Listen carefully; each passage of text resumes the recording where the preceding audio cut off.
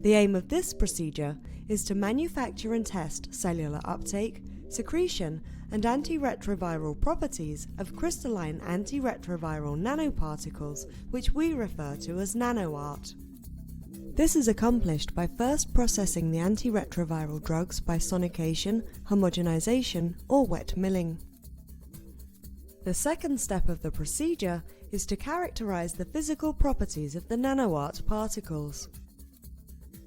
After primary monocytes are isolated by countercurrent centrifugal elutriation, they are cultured for 7 days in DMEM containing macrophage colony stimulating factor, or MCSF, which induces their differentiation into monocyte-derived macrophages.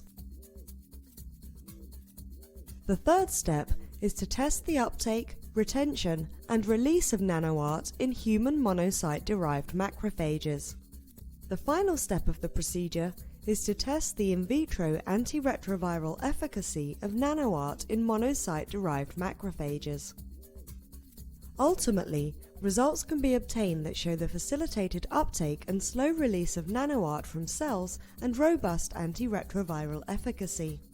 These are determined by measurements of drug levels by high-performance liquid chromatography, or HPLC, and by testing infected culture supernatant materials by measurement of reverse transcriptase activity. Hi, I'm Shantanu Balkundi, and I'm a postdoctoral research fellow in Dr. Howard Gendelman's lab at the University of Nebraska Medical Center.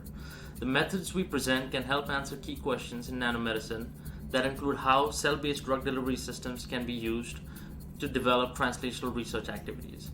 This can be accomplished by using nanoformulated antiretroviral therapy with